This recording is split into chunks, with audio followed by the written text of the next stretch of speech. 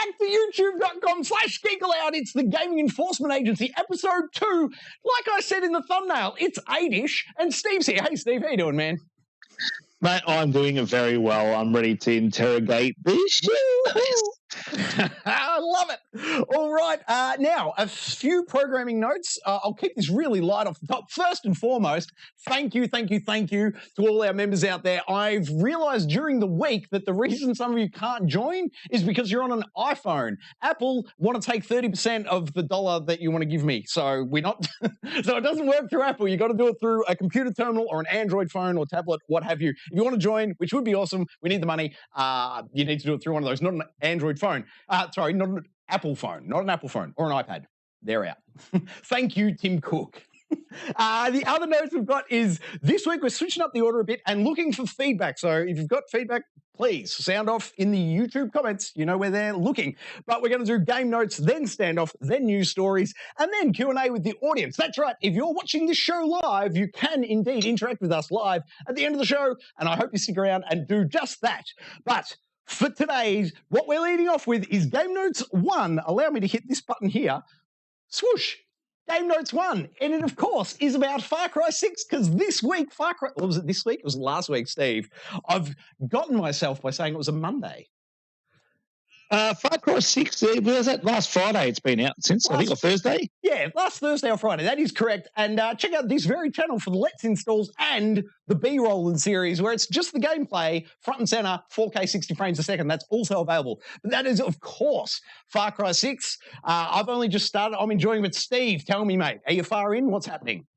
Probably 5-6 hours in-ish. I've done the tutorial area, the bit I can see on the screen now. I've done that bit where you got to burn some... burn them with no Skrillex. That was a shame. Yeah, that's right, unfortunately. I'm really enjoying my time with Far Cry 6 so far. It's kind of just that comfort food, it's that Ubisoft goodness that we're all used to. There's nothing too different about this and other Far Cry's. Right there? Yeah. I disagree wholeheartedly with the comment you just made. I've read it a bit as well. People saying there's nothing new here. It's old, it's retread, blah, blah. I couldn't disagree more. They have smashed the narrative out of the park. I am so interested in these characters, in their arcs, in the subplots, in the sub-characters. I find this island and all the characters in it so fascinating. I think the Gustav Fring intro of the bad guy, I've watched that scene 4 times to take notes. Go back and watch that scene. It's available on the B-rolling.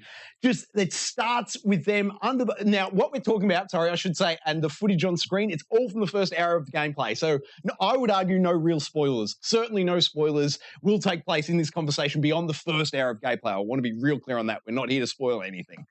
But Gustav Fring walks on the boat, and it starts with just the ominous, like you're in a boat, you don't know who it is, you hear footsteps, and then he comes in and he's got just awesome dialogue, and he delivers it so cold. It's brilliant. And I mean cold in you want the bad guy to be cold. Like, he nailed it. Do you disagree, Steve? No, not at all. I absolutely love the story and the way they go. And I really like the third-person cutscenes now instead of just looking at that third person. They're now to tell that narrative, the way they want to, and it's a bit more immersive in that way. Definitely. And when I say there's it doesn't do much different, I don't say it's a bad thing. I really enjoy the gameplay loop of Far Cry games, and I think that is the strongest it's ever been. Oh, I agree completely. And if I can just back in right there, just that you don't need to loot anymore. It auto-loots. Best change they ever made. Please continue. Oh, absolutely. And I don't mind the new loot system with the way the guns and stuff work. I think there's a lot of systems going there. There's no skill tree now. It's all sort of tacked onto the gear you're wearing, but the fact that you can transmog all your gear from the start, so it doesn't matter what you look like. They've got their new third-person modes when you're inside those camps and stuff, which is cool, so you can actually see. If I can, just jump in quickly on the clothing comment. I absolutely love it. And to me, that is the positive impact that Fortnite's made on Far Cry 6. I believe that whole cosmetic system and the reason they doubled down, and it's so front and center, as you say, they've sort of tucked the skill tree, sort of obfuscated a little bit through clothing, but they've sort of put this clothing front and center. And by using those cutscenes to go third person to show off your outfit, absolutely brilliant. Sorry, Steve, please continue. No, that's fine. Yeah, I just think that's such a good move in terms of their storytelling. To be like, I think Far Cry 5, you had a whole bunch of costumes and stuff, but what was the point? The only person that could see you wearing those outfits was if you were playing co-op with someone else. So 100%. it made no real point to change those outfits. Now they've got a tangible reason to actually be in the game. They have different stats. They look different. They look cool. Like, that's such a good change to Far Cry, I believe, and I think they can only move forward on that. And I don't know about you, but I've actually taken off the enemy health bars as well. I'm not sure if you've done that. No, I've gone the total other way, man. And I was just thinking about this during the week as well after our conversation about Deathloop, and I sort of suggested to you as a joke last week that they left half the game design document instead of making a full game. It's half a game, half a game design document. Yep. I want to say this Far Cry 6 looks like the world's densest game design document fully realized. There have been no nag screens. It hasn't put me off once at all. But to your point about HUD and UI, I've turned on all those things so I have to read less, if that makes sense. Nice. And like, I don't know if you've been into all the stuff they've got in there, the accessibility stuff, but it's ridiculous how much stuff you can do to tweak this game. I went right through. I spent 10 minutes setting up all the accessibility options before I loaded into the game world for the first time. Yeah, they need to be applauded on that. It's too good. I absolutely love Ubisoft's accessibility stuff. It's through the roof. The only change that they must make, and Game Enforcement Agency here, I'm pulling rank, you have to turn off the narration menu read by default. Don't start the game with a freaky robotic voice saying, "Press A to start." It's no good. Leave it out. Although I have to say, in terms of accessibility, to have that right at the start of the game, that actually makes things much easier. If anyone that does have, a disability, to have that right at the start, it's easy for us able-bodied people to be able to go, oh, fine, we'll turn it off. But people who, can't hear properly or can't see properly, to have that prompt right at the start of the game is, it's such a good thing to have. Like, it's nothing for us. It takes us 2 seconds to turn it off. I hear you, man. And this is my counter solution. I agree completely with your point, but I believe it should be solved a different way. And I've been saying this for a while on all the Let's Install videos.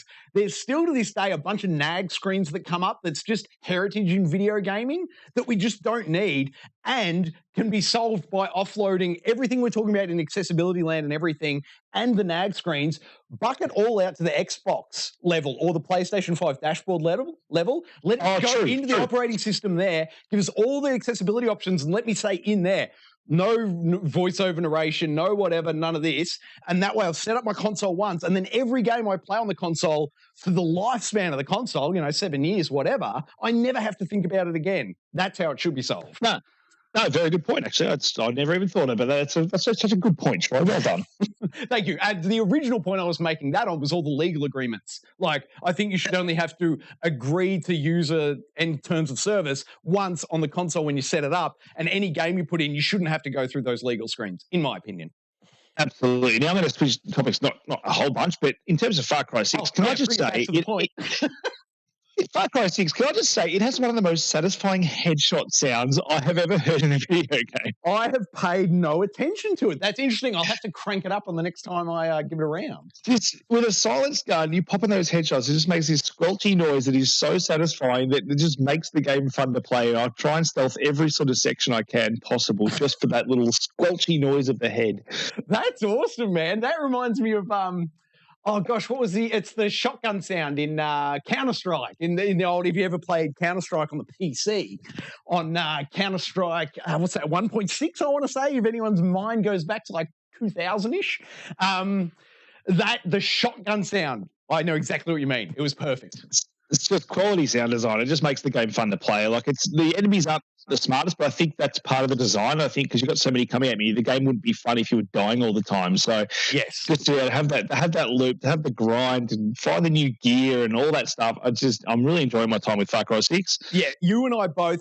For me, it's sitting on about a 9 out of 10. Depending on which way it goes, it could easily knock out Hitman 3 and Returnal. Like, it could easily... Oh, that's a big call. I'm saying if, mate. I'm not saying it has. I'm simply saying I've seen nothing to...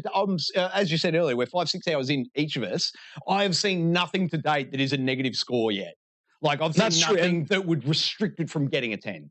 And the game just seems to have so much content in it. There is so much to do. Like, there's the treasure hunts for the the weapons. I don't know if you've been to those there's online missions you can do as part of the none of the online.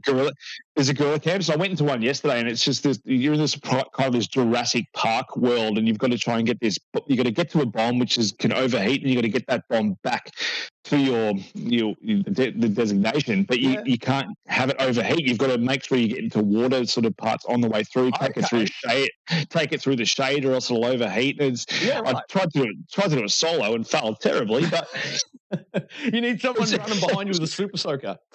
Yeah, so I need you there. But no, just the amount of content in this game, and it just seems very polished. Well, obviously, we were saying last week that the game was supposed to be out. We thought last year. So the fact they've had another year to polish, just like Halo's had another year to polish, I think that's going to bode well for Halo, and it's obviously bode well for Far Cry 6. Definitely, and with the Far Cry 6, had it lost it? It was a big one. Shoot. It's like the key point. Oh, the frame rate, the performance. Here's what I've noticed. They cut to the cutscenes when they start loading stuff in the background.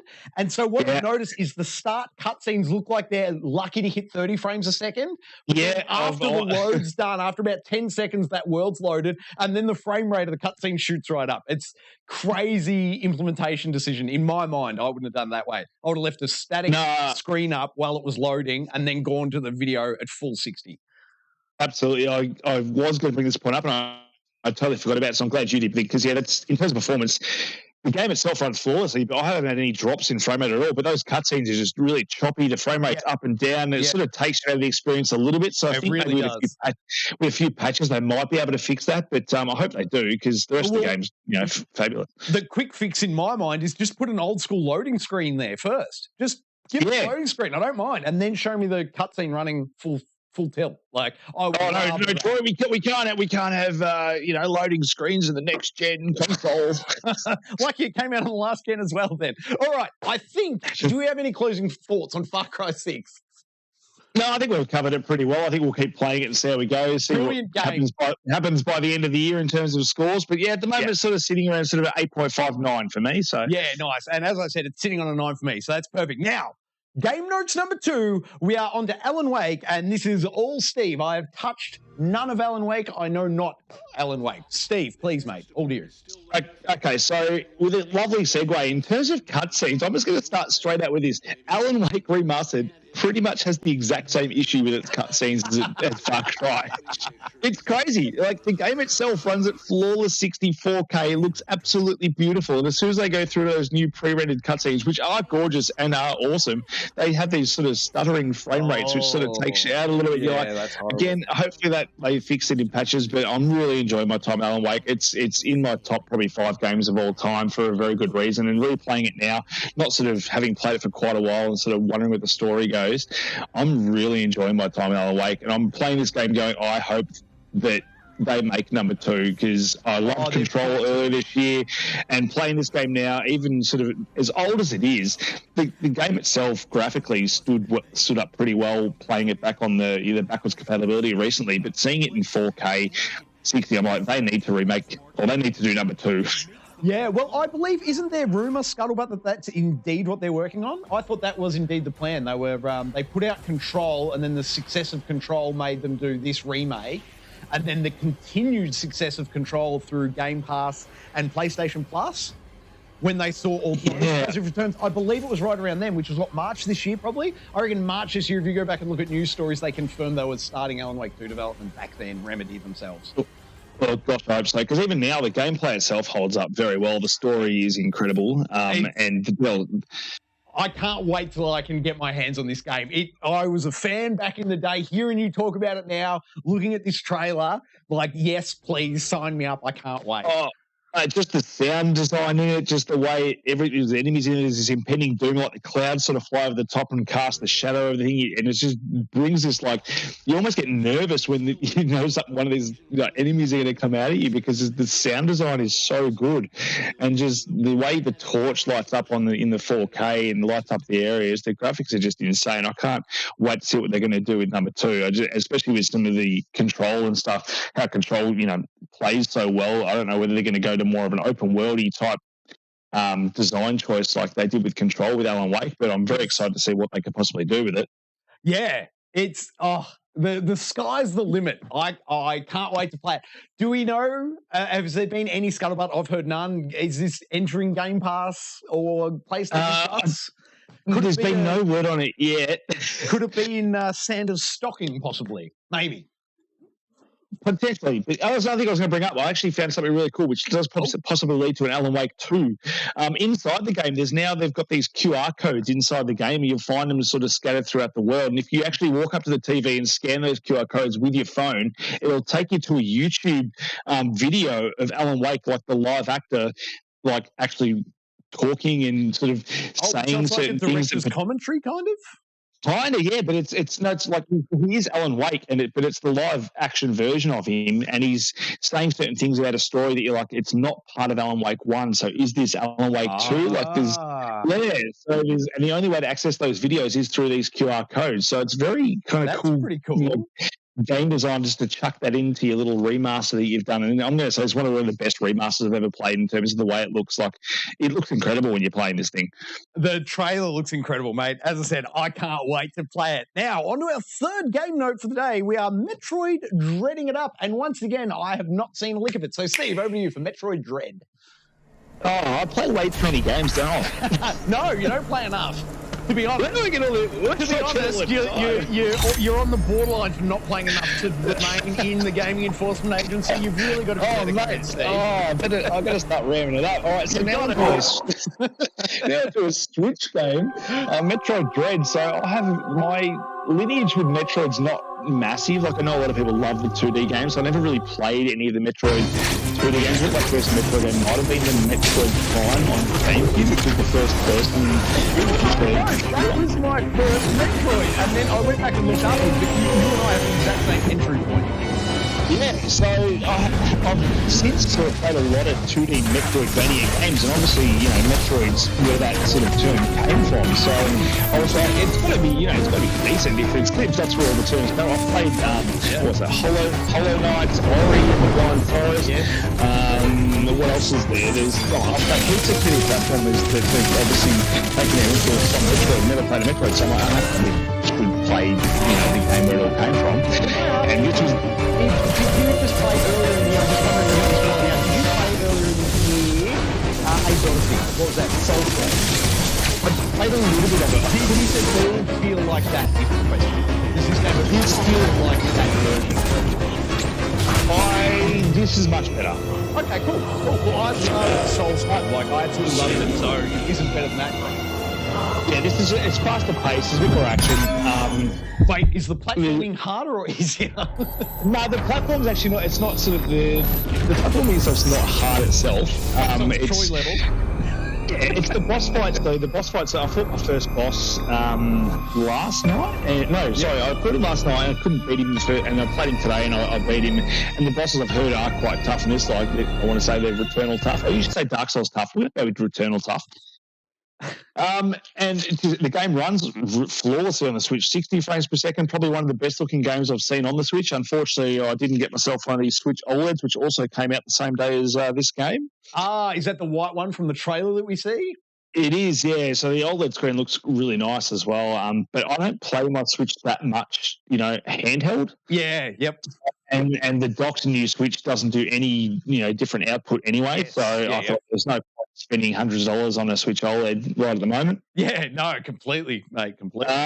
No, so far, Metroid Dread's really doing it for me. I didn't expect to sort of enjoy it as much as I did. I sort of got it just because I was getting good reviews and I had never played it before, but I can see why the Metroidvania name sort of sticks true to this game, because this is doing a lot of things better than these games that I mentioned earlier are doing. And it's a testament to Nintendo and Metroid and where the lineage came from. Well then, Steve, the big question from me is there a chance that this will get a wrap review? Potentially. I've got to get through it. I've got to find the time to get through it. And October's been ridiculous for releases, but I think we've got a slightly slowish period until sort of Halo and maybe Call of Duty come out. So I've got some time, and I've got 2 weeks left at the moment. 2 weeks, yeah. Oh, well, we'll get up to the news, but maybe not tomorrow or the day after. But then after that, you've got about 2 weeks of free run. Yeah, so I've been trying to polish off games. I finished off Life is Strange, True Colors recently, so that's off my list of things to do. So I've got probably only 25 other games I need to try and finish now. Awesome, man. Well, in that case, I will roll straight into my number 4, which is Death Stranding. Game Notes number 4 is Death Stranding for me. Now, I'm playing the director's cut, and the big sort of must know on my take of this, I never played the PS4 version. If you look back at the channel, you'll see I did the install, and then my wife Jess came in and did the actual Let's Plays. I had never gone hands-on with Death Stranding until this collector's edition. I deliberately put it off. Now, I'm a Hideo Kojima fan, but I put it off deliberately. And I've got to say, I am blown away by this game. It is eerily like social commentary on the state of the world at the minute, and deliveries is really weird. Can you, like, you're not playing it, are you, Steve? But can you recall back to when you have played it, how it's all about delivery drivers and they're the they're the only ones getting the experience? Like, you know, they're like, these are the people that go out and adventure. And I'm like, they are like adventurers. I actually have played this version of it, the PS5. Oh, sorry, I misunderstood. My apologies. No, it's okay. I actually finished it on PS4. I got about probably 75% of the trophies in it as well. And I just needed to see this thing running on PS5 and just straight away plugging in back in again. This game is something special. Like, people will say it's boring, or it is, you know, fetch quest things. You take things to here, to there, but it's more than that when you start playing. It's such a relaxing game. Relaxing is probably not the right word. No, I'd go with relaxing. And the reason I'd do it is because I took the soft option and went for story mode, I think it was called, in this game. Oh, ridiculously easy. I'm like, I don't want a challenge. I just want the Hideo Kojima story to be told to me. So, and it's such a good story. By the time you get to the end of that thing, it's so good. As I was saying, like, this is like, he produced this game before the pandemic, but then experiencing this game like after a pandemic is something else. It's really phenomenal. Like, if you're into, I want a intellectual story that's going to challenge me and is talking about current political issues, this is the game for you. And kick it down to easy, and it's just an enjoyable story. It's almost like you're watching something on Netflix. Yeah, I've tucked it on easy as well, just for my second playthrough, because I'm like, I've already seen the story, so I just want to kind of enjoy it now without all the stress and everything of all the all the combat stuff. But the stuff they've added to the game as well with the director's cut, I'm finding quite good as well. It makes the game far easier to play as well, which is good for new sort of players, because it can be quite difficult and frustrating at the start. But just being in that world, and when the rain drops down, I enjoy being in that world. It is. It's so good. And it's the first time I'm seeing, I want to say Norman Reedus, that's his name, isn't it? Yes. Yeah, first time I'm seeing his performance in this game, and he knocked it out of the park as well. I was talking to Fring earlier. Norman Reedus in this is phenomenal. I absolutely love it. All the little emotes he does, like even what do they call it in the hubs where you're sitting at the terminal, your private room or whatever? Just when you navigate around the room, his just little reactions are phenomenal. I love everything about this game. And I'll bring it up. And just the DualSense controller input, I think, is phenomenal as well, with the way you're walking and the way you hold the thing. It's done really subtly and really well. And the way BB talks out of that speaker is creepy as. Have you used your controller to rock BB back to sleep yet? I have indeed. And a little deep cut on myself, my own personal history. Did they say in this? I am sure they said in this that BBs are 27 weeks. I'm positive they said 27 weeks. No, I'm pretty sure it is 27 weeks. The reason I say that is because my firstborn son came out at 27 weeks. So them saying that this BB is 27 weeks, like, hit me on a crazy deep emotional level, and it like brought back up to the surface like these 3 months in hospital, like all this touch and go nonsense. Like, whoo, that game resonated with me real quick when they dropped to 27 weeks. Well, there you go. Mate, Hideo Kojima, he pretty much told the future with this game. It's like, this is all about, having that, human interaction that you don't get to have a lot of at the moment during the pandemic. And this guy gets to sort of, you've got not many people around, but when you do have that human interaction, it's so special. It's just like, Hideo Kojima, I swear he's from the future. He is some sort of god, and I salute him on a daily basis. Now, speaking of my firstborn child, for Game Notes 5, I'm doing something a little different different this week. This is a pre-recorded package I want to play that includes my oldest son, Colin, named after Colin Moriarty. There's your fun fact. All right, Game Notes 5. Me and my son checking out Roblox. Over to us, I guess. Hello, everybody. Welcome back. Today on Gaming Enforcement Agency, we're checking out Roblox. You can see here me in the middle-aged man checking out Roblox. So I've gone for the balding head look. And there's Elite Colin next to me. And first of all, I should show how seamless it is to get into and out of Roblox. This is where I think console gaming is heading in the future. So that's my avatar there. Down below me here, Geek Aloud, that's Colin's account there. He's playing on a phone. Just lift up the phone for a sec, buddy. He's playing right there on the phone. I hit join experience, and it's as simple as that. Bang, straight into whatever game you want, beyond all menus, and just straight into the game world, ready to go. It's pretty amazing. Yeah. As I was saying, we've got the middle-aged gamer hairdo there, and my man Colin Elite. All right, Colin, lead us off, buddy. Where are we off to today?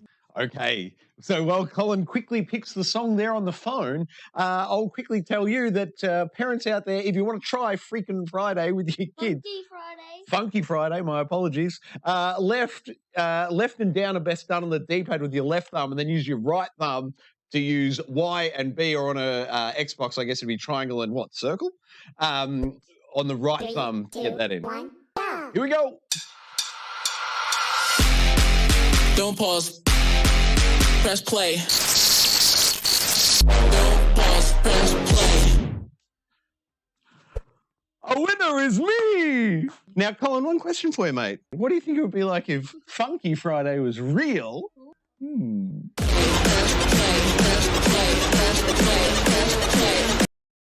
There it is, guys. That was our look at Roblox. Steve, mate, any thoughts? My thoughts. So you got old man guy there. He's got a lovely haircut. And speaking of haircuts, Troy, nice to see you've gone the COVID chop right there. It's the COVID lockdown special. My wife and a pair of clippers.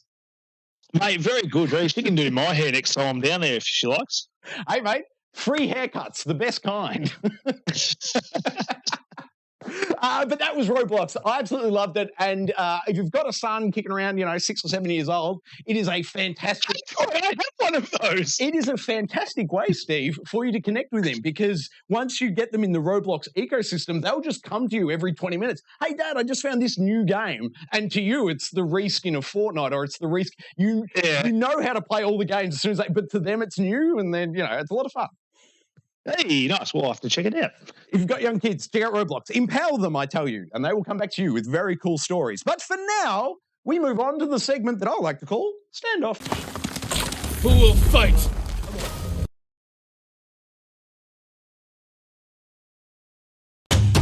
Oh, my goodness. Hello, everybody. Sorry, everyone. That went really poorly. I hope that all comes back together. Trainwreck number 1. With any luck, we're still on air. Go. What am I looking at here? I'm looking at Chaos on air. Sean, thank you very much. Assuming you can hear me. Sean, thank you very much for those comments. Love the haircut. Thank you, sir. I appreciate the support. Yes, indeed, Steve. I can confirm we are back. They can see and hear us. So now I'll re-roll Standoff, and while it's happening, I'll try and turn on Steve and I's mic without kicking the switcher. All right, here we go to Standoff. Who will fight?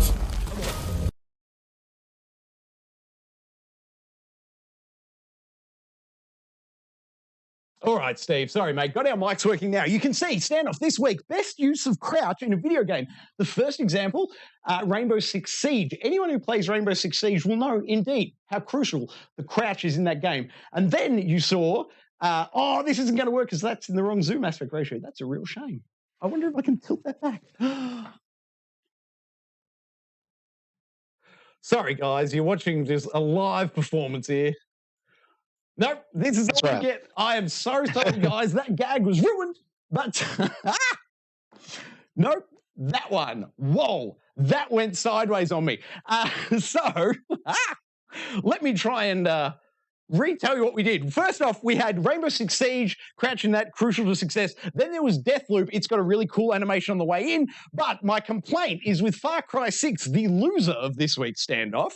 Far Cry 6, I don't know if you've noticed, Steve, but there's a delayed time to crouch in this game. Have you noticed it? You hit circle, it's like a half beat, and then it goes down. I haven't noticed, but I did see this like going off in the Discord with the discussion the other day, and I hadn't even thought about checking it out because for me, Far Cry 6, I don't use crouch that often. I do use the slide, which feels really good, which is kind of like crouching while you're moving. Sure. And I think that feels really good. It does. I would argue that's a slide, and we can talk about that in another standoff. But as for the crouch, the time to crouch is ridiculously slow. I would argue there's at least half a second delay, I think, in that controller. And what I was trying to show you in that video was why I think they implemented it. Far Cry 6 is the first Far Cry game where you can kill female operatives. Have you noticed that, Steve? Is it really? In no previous Far Cry game could you run around and shoot women in the face. And wow. Let me ask you this, Steve. What happens normally after you shoot an opponent in the face in an online multiplayer game? What happens? Most people they usually crouch above your head multiple times. That's called a teabag, Troy. Yeah, and that's called, I don't know, use of crouch button. And for a good teabagging, I don't know if you've noticed, but you need a real good response, like a Rainbow Six Siege. You can do a great teabagging in Rainbow Six Siege. Far Cry 6, you can't teabag. And my assertion is it's because of the inclusion of the female officers. They didn't want YouTube clips of people like me teabagging the women soldiers after killing them. Total hypothesis, made up nonsense by me, but that sure feels true. What do you say to that, Steve? Well, potentially the truth. Like the fact that you've never been that blows my mind that you've never shot a female in Far Cry because I hadn't even thought about that. But I could have sworn in Far Cry 5 you shot females, but maybe I'm wrong. I'm relatively confident. Now that you've said that you're not confident, it's made me unconfident. Until you said that, though, I was 100% certain there were no females in Far Cry 5. Any of the tune to the Discord, guys, because we will check this out. We'll get back to you about this. I'll fact check it.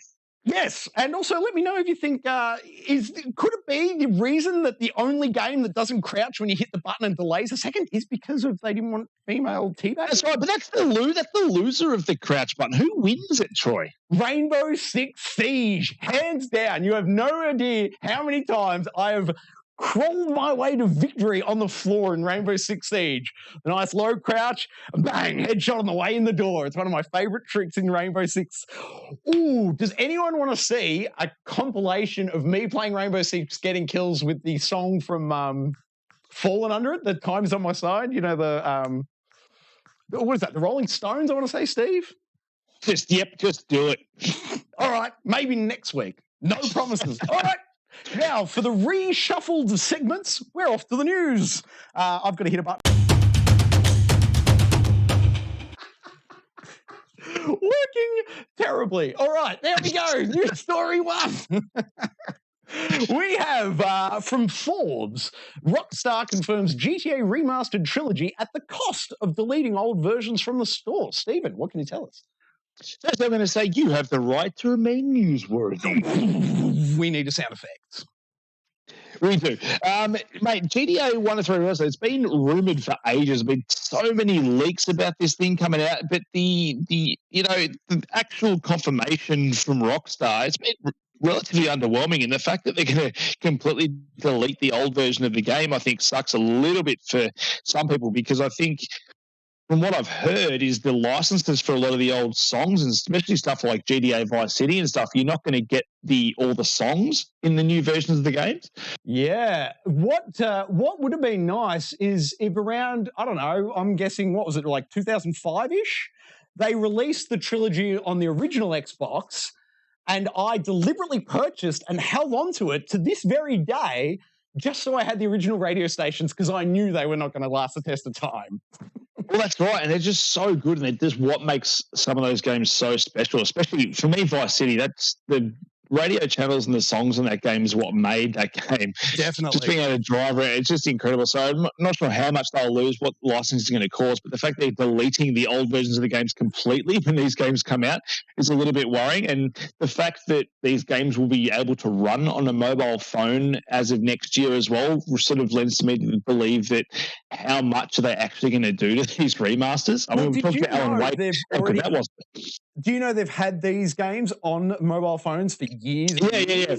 Yeah, so I've got, and they do, like, they're actually pretty up-res quite a bit, and they actually run pretty well for mobile phone games. Yeah. So, but the fact they're going to do a remaster, I couldn't see, say, Alan Wake remaster working on a mobile phone. The fact that these games are going to work on a mobile phone, I'm like, how much they're going to do? Maybe some tweaks to controls, maybe some up-res graphics, but I don't think we're going to see a dramatic sort of up-res or up-textured versions of these games too much. I think mostly they're going to be the same game with maybe a few control updates in terms of the way third-person games work these days. I think GTA 3 is probably, well, being the oldest of the games, probably could do with a bit of a tweak when it comes to controls. But 100%, man. Yeah, I don't know. Like, GTA 6 is probably a long way away, so this is all we're going to get.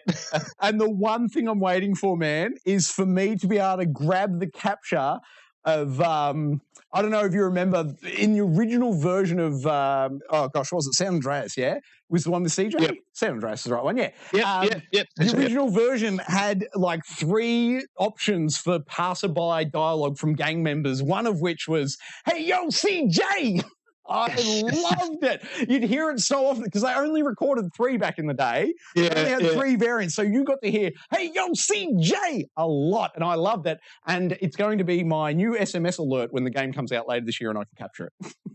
Oh, I love it. I love it. So I still remember, like, GTA 3 back in the day, I remember playing it on PlayStation 2, I believe, and thinking, oh my God, how are they doing this in a video game? Third person, open world, and where I've come from now. But I wouldn't mind going back just for the nostalgia of that game. I can't see myself playing that game all the way through. The only one I probably can see myself playing all the way through again is maybe Vice City. Due to the nostalgia I have for that game, San Andreas is probably the better game, but Vice City is probably the one I want to see sort of the most. I would prefer probably a full remake of Vice City more than anything, but, a remaster, it's better than nothing. I will take a remaster of all 3 games, and I will certainly be replaying through every single mission. I've got to tell you. Well, actually, there's no, we probably don't want any sad stories on here. I'm going to skip the reason I'm going to do that. Let's move on to the next news story. But exciting news, and I can't wait to play it again, is the real point there. Thank you very much, Steve. Now, news story number 2 from the BBC. Twitch confirms a massive data breach. And Steve, if you don't mind, I might take the reins on this one, buddy. You can take the reins. All I know about this is that a whole bunch of Twitch streamers, we kind of found out how much they earn. So whatever you know, go for it. Okay, here's what I know. Twitch is owned by Amazon. Amazon's web services are top-notch, industry-leading. They're fantastic. They also, Amazon I mean here, not Twitch, but know that it's the same parent company and the same underlying infrastructure. Amazon service all the government contracts for all the government databases. So if Twitch can have a massive data breach, if someone can get in there and get all that data out, I'm just saying maybe Australia's records shouldn't be online. That's just the thought from me, just looking forward. If it can happen to Twitch, surely it could happen to the Australian government, and I don't want my Australian government database information getting out there. That's for sure. Absolutely not. To me, it's just a massive warning bell. Ding-a-ling-a-ling-a-ling-a-ling. Hey, it happened to Twitch. You could wake up tomorrow and this could be about, I don't know, pick an Australian database run by the government because they're all on Amazon. Risky business. Yeah, absolutely. I don't like any of this. This is just the biggest warning shot ever.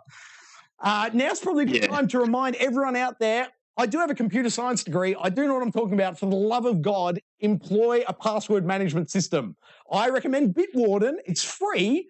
Unique passwords everywhere. It's the #1 tip for everyone. Unique passwords everywhere. Use a Bitwarden as your password manager. And then if a breach like this happens, you only have to change 1 password. So crucial. Anyway, that's it for that news story. I was going to say, go, man, go. I was going to say, as a YouTube channel as well, we'd also like to somehow end up on that top 10 list of people making money for, streaming video games as well. So if you want to chuck us a buck, that'd be great. Cool, Steve. There is a join button if you're not on Tim Cook's devices, if you're not on an iPad or an iPhone, but if you're on anything else, hey, join up. The buck a month and, come on over. Give us some cash. We can make some more stuff. Speaking of making more stuff, over to Game Informer for story number 3. New releases coming out this week, leading the charge. Back for Blood. Steve. Mate, Back for Blood. I had this game pre-ordered ages ago, and I've just got a call from EB Games actually today saying your pre-order is available for the collector's edition that was available last Friday. We're going to hold your pre-order for 7 days. And I said, that game's on Game Pass, guys. I will be putting that money elsewhere. And rightly so. Wow, that is funny. Sorry, mate, go. No, I was going to say, I've been playing a game called World War Z Afterlife. I think the most recent version of that game is, which is very back to bloody. Just correct me if I can, is that by the same developers who do Strange Brigade? Or have I got that wrong? Rebel, something? No, different developers. Okay, sorry, my apologies. But the game is really good. Really enjoy shooting zombies in that game, and they just added a first-person mode. Back 4 Blood obviously is a first-person shooter, so I did play I think you played the beta as well. Yes, a few months ago. 2 thumbs up from me. I loved Left 4 Dead back in the day, and Left 4 Dead 2 back in the day. No, I didn't play it illegally before I was meant to here. Nice. It was great, and I enjoyed it. It just felt like a fresh coat of paint on that old formula. I enjoyed my time with it. Well, then, Troy, let me know this week whenever you're free. I'm on leave, and I will have Back 4 Blood free on my console if you want to hit up some co-op action. Well, I'll tell you about this for a pitch, Steve. If we get one new channel subscriber tonight, paid member to the channel before we end tonight, how about we do that tomorrow or the day after? We can do a live Let's Play. Steve won't be in the studio, of course, but we could totally stream it. We could do it. Let's do it. That's right. If one more member joins the channel before this stream ends, bang, you get an extra stream tomorrow, guys. That's the best I can do for you. Then next up is Disco Elysium, the final cut coming out October 12. Now, Steve, we've both played Disco Elysium. Do you have any information as to what's different about the final cut versus the version we played like 6 months ago? Not overly, but I do want to congratulate you for calling it Disco Elysium and not Disco Asylum like the install video. So well done. I'm going to applaud you there. Well done. A little fun fact. If you notice one of the edits in that Roblox video, I had 5 misfires at calling it Freaky Friday for the closer, which is why when I nail it on the 6th time, Colin laughs his ass off. Nice. So as for Disco Elysium, I really enjoyed that game. So for the Switch, I don't think it's much different. Obviously, it's not going to look quite as crisp and stuff, but the game's not, I wouldn't have thought, that highly demanding in terms of the graphics anyway. No, it's very much all pre-rendered. Well, pretty much. But it's saying here that it's the final cut and it's issued for Xbox Series X and S and Xbox One. Oh, Xbox as well. Xbox as well. So how about this for a thought? Is it possible that Disco Elysium never came to Xbox until the 12th of October? Because we played it on PlayStation. It did. We did. I think it was PlayStation and PC only. Maybe that's what the final cut's about. The final cut is now it's allowed on more platforms. There you go. But no, great game. I need to get back to it at some point when there's not a billion other games coming out. Yeah, really good game. But the one thing I'll say about that is I have found that you can go back to that game for like a 1 hour session 1 month apart and not miss a beat. It's a game that you can put down and revisit and it's fine. Ah, good. That's good to know because that's definitely the way I'm playing it. Yeah, no, I think it works fine in that sense. Then we have Monster Crown. Any news there? No idea what that is. Cool. Ori the Collection. Obviously, I love both the Ori games. They're platformers, so it's not exactly my strong suit, but they're still very enjoyable games. You enjoyed them both, I believe, Steve? I love Ori. It's probably got the nicest art styles in games going around, especially on the Xbox Series X. I'm going to jump in and defend my mate Kenner right there. Mm-hmm. I think it's better than Kenner. I agree with you. It was the previous best, but I think Kenner's knocked it. No, Kenner's got it for cuteness for sure as well. Woo! I love it when I win one. All right. What do we got? Anything of interesting? Dungeon Counters. Jackbox Party 8. Meh. Rift Battle. Crysis Remastered Trilogy. Now, if the Crysis Remastered we saw, was that 1 or 2 years ago? It was, Crysis was probably last year before. I'm going to say early last year. I almost think it was 2 years ago because I think it might have been before I moved into this house. I think I might have done that Let's Install in the other studio is the only reason I think that. But the first remaster left me very meh, like, yeah, good, not great kind of feels. So it was. It didn't run a whole. No. Actually, it was out before the new consoles, so it didn't run that great. I think it's since had patches on the new consoles where it runs well. But I really like Crysis 2 and Crysis 3, so I may pick this up. I was a big fan of all three Crysis. I played them on PC back in the day. That was back when I had money to play in PC Land, when you could keep up with those cutting edge graphics cards every year. And I always used the Crysis series as my benchmark. I loved it. Mate. So I loved the originals back in the day. The first time I played them, I'd say specifically the remaster number 1 left me wanting. Yeah, it did. But I think Crysis 2 is probably my favourite out of the whole bunch. So I'd probably maybe get the Crysis Trilogy just for number 2. Fair enough, mate. Get it. Report back in. I'm sure some people will be in the same boat. And then quickly rounding out this story, we've got Demon Slayer, and then a bunch of words I'm not going to try and read. Do you know anything about that one? Mate, I'm going to try and read them. All right. Demon Slayer, Kimetsu no Yabi, the Hinokami Chronicles. Nailed it. 100%, mate. Perfect. No, that means I don't know anything about the game, but at least we know what it's called now. YouTube subtitles will be happy at least.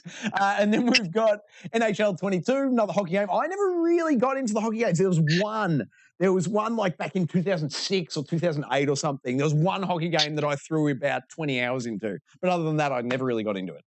No, I only really recently got into NHL, I think 2021, because it was on Game Pass, and I just finished watching the Mighty Ducks TV show on Disney. So I didn't even know it was the Mighty Ducks TV show. There you go, mate. It is so. If you like the movies back in the day, and the kids. Oh, mate, get into the show. It's fantastic. I consider that a win. I certainly would. And then finally we have The Good Life, which I have no idea what that is either. PlayStation 4, Xbox One, Switch, PC. I think we can safely move on and say the most interesting thing from this whole bag is Back 4 Blood, which is out tomorrow. Absolutely. Back 4 Blood, Crysis Remastered, they're probably the two I would pick from this week. Very good, mate. I agree with you completely. And check out the channel tomorrow. I will have a Back 4 Blood Let's Install up just as soon as I am able. At some point tomorrow, though. Within the next 24 hours of that, you can be sure. Right here, YouTube. And don't forget, if we get one subscriber, we will be playing. That's right. One new subscriber during this stream. You're on for a live Let's Play tomorrow, guys. Now, fourth and final story for Gaming Enforcement Agency this week comes from IGN. Resident Evil, welcome to Raccoon City International Trailer. And you can see that bubbling away there. Steve, any additional thoughts on this one? Resident Evil. Have you watched the trailer, Troy? I have not. I am trailer free at this point. Let's just say they're staying very, very true to the video games with this one. Maybe to a fault. I don't know. I don't know whether you can make like Resident Evil. Obviously, is a B grade, C grade movie at best. Back in the day anyway, as a video game. So remaking that story as a movie, I'm not sure how well it's going to go. But everyone's been asking for a true to video game movie since the other movies came out, which sort of weren't really based on the games at all. Let me throw this one out there. Mark this one as the be careful what you wish for, I reckon. Well, that's exactly. This has got, I don't know if you've seen the Mortal Kombat movie yet. No, I haven't. I haven't. Okay, well, that was like a sort of B grade. It was enjoyable for what it was as well. So I'm hoping this is what it is. But if you're watching the trailer as well on the screen at the moment, you can see some iconic moments from the actual the game. You'll see it does look very Resident Evil-y, that's for sure. You'll see a lot. There's the guy, there's the guy driving the truck at the start, hits the girl in the car, and then there's the mansion here, and you got Chris Redfield. Looks like he's being. Chris Redfield, do we know? It looks like Robbie Armell. So Stephen Armell, the Arrow, his brother. Dare I suggest this would have been better with our old mate Norman Reedus? Oh, I don't know if Norman's got the triceps for it, though. You need big triceps to play Chris Norman Redfield. Reedus could hit the gym. You know he could, Steve. Don't be I'll say that I could probably, Unky Dunky maybe pitch for Chris Redfield. I love it. Can we just have like one iconic line in this trailer that we could get you to deliver now that would be your promo? Your pitch? I don't know that he does have any kind of thing. We'll have to closer look at it, but yeah, we'll find something. There's definitely something there. But I'm sort of liking what I'm seeing for a B grade thing. They look like they're staying very true to Resident Evil 1 and 2. There's the RPD right there. You've got Claire. You've got there's some pretty or CG, but you never know. Yeah, it looks good, man. I am all for it. That's right. All for it. Now, that is the end of the news segment, so I'm going to hit that button there before I do this. And I'm going to say, so that's it for the official formatted section of the show, but now is the audience live interaction component. So if you've been watching along, if you've got any questions, comments, concerns, sound off right now. Let us know. We would love to hit them up. Wow, we have a hey from, who's this? Cameron Phillips says, hey, hello, how you doing? Welcome. What have we got? Sean Games is playing it. And he's nailed us. Sean Games has come in with a correction, Steve. In Far Cry 5, you got to kill Faith, who is a female character. You did. You absolutely did kill Faith. Here's my question, and spoiler alert, well, we've just said that you kill her, but spoiler alert, I am relatively confident the final nail in her coffin, so to speak, happens in a cutscene and you never get the chance to interact with her body post-cutscene. Ooh. I don't think there is a corpse of Faith that you can mess around with in Far Cry 5. Somebody correct me if I'm wrong. We're going to go corpse hunting. You said I don't believe there's a corpse you can muck around with. Hey, do you mean teabag? You want to teabag the corpse, don't you? Well, if I'm checking the crouch functionality, what better way to test it?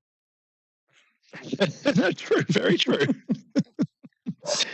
Quickly, I'm just going to bring to your attention. Did you see the first review that I've seen for the new Ghostbusters movie? Just as it's still semi-video gamey, but new Ghostbusters movie, as in the all-female cast one from a couple of years ago. No, absolutely not. That thing is turned, should be set on fire. There's a new one called Ghostbusters Afterlife, and it's got one of the kids from Stranger Things in it. It's got the original cast members in it as well. This is all IGN news to me. Yeah, IGN has given it a 9 out of 10. I think the movie comes out in November, and it's looking bloody good. Wild. Excellent. Another trailer you have to look out for. And speaking of Ghostbusters, there's actually another Ghostbusters. This is more gaming news. There's been a Ghostbusters game actually announced by the guys that did the Predator game and the Friday the 13th. Yeah, and the obviously what I did before that, there was Predator and then Friday the 13th, I believe. Yes, that sounds right. Ilphonic, I believe it. Yeah, Ilphonic. Only their next game is the Ghostbusters game, apparently. Perfect. I love it. This is news to me, but I'm all for it. I am all for it. I think that's going to do us for this evening. I've got nothing to allude to for next week. Steve, anything that you know that's on the horizon for the Gaming Enforcement Agency? No, I'm just going to keep my nose to the ground and see how we go. We'll keep hunting the news and see where we're at for Monday. Perfect. I love it. Steve, keep your eye on the channel, mate. If we get that one extra subscriber, you and I are on for a Let's Play of Back for Blood, either tomorrow or the day after. Keep your eyes on the channel, guys, because that may or may not be coming. The Let's Install, I guarantee you, is coming tomorrow. Pending, of course, some sort of crazy network outage. But that'll do it for me. Thank you very much, Steve, for joining us. Another great ep, mate. Good works. Absolutely my pleasure, mate. Thank you all out there, especially to all the subscribers. Sean, nailing it. As always, sir, in the comments, I appreciate you, sir. Thank you very much. Oh, and speaking of Sean, he is now the Discord enforcer, agent Sean Games, and Gaming Raptor, Agent Gaming Raptor are the two Discord enforcers. If you like your Discord for community engagement, we have a Discord channel. Link is available in the description of this video. Everyone is welcome in our chat. Everyone's welcome everywhere I do anything. I have no policies. Everyone's welcome. Steve, sir, thank you very much for joining me today, mate. No worries, mate. You have the right to remain awesome. Woo! Take it easy, guys. Like and subscribe, and you'll never miss it.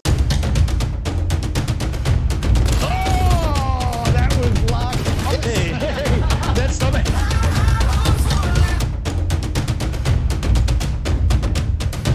I love everything about it. Old Uncle Donkey.